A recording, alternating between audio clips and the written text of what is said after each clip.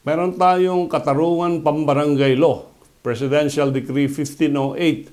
At ito ay pinasa ng dating Pangulong Ferdinand Marcos noong June 11, 1978. Ito naman ay inamenda ng Local Government Code of 1991, specifically Chapter 7, Title 1, Book 3 thereof.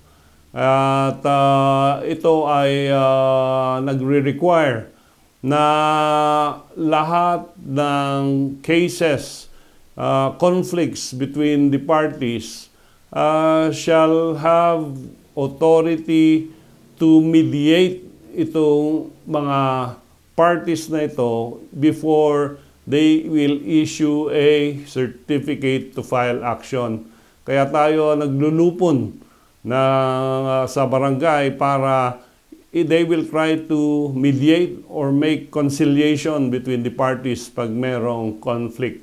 However, merong mga cases na hindi na kailangan dumaan sa lupon, where one party is the government or any subdivision or instrumentality thereof. Pag humihingi ka ng TRO, for example, against a demolition order issued by the building official, hindi mo na kailangan magbarangay kasi medyo kailangan mo immediate relief. If you are suing a public official, hindi mo kailangan magbarangay.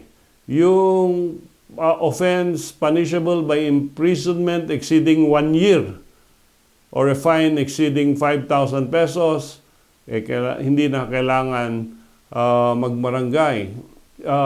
Pag walang private offended party, hindi rin kailangan magbarangay. Halimbawa, yung nahulihan ng baril or nahulihan ng deadly weapon, ito ay hindi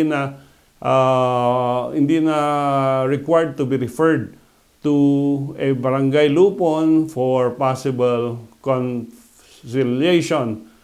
Pag yung mga parties residing in different municipalities, no, yung isa taga Taguig, yung isa taga Makati, no need for barangay conciliation. And the parties here may go directly to the court, no? Meron din instance na under detention ang isang akusado. In this case, kung under detention ang isang akusado, hindi na kailangan i-refer ng prosecutor yung kaso niya sa barangay for possible mediation or conciliation. So, under detention, habeas corpus proceedings, etc. Of course, yung certificate to file action, that gives the authority sa mga parties to go to court to settle their differences. Pag nagkaroon naman ng agreement doon sa barangay level, then enforceable yan by the municipal trial court.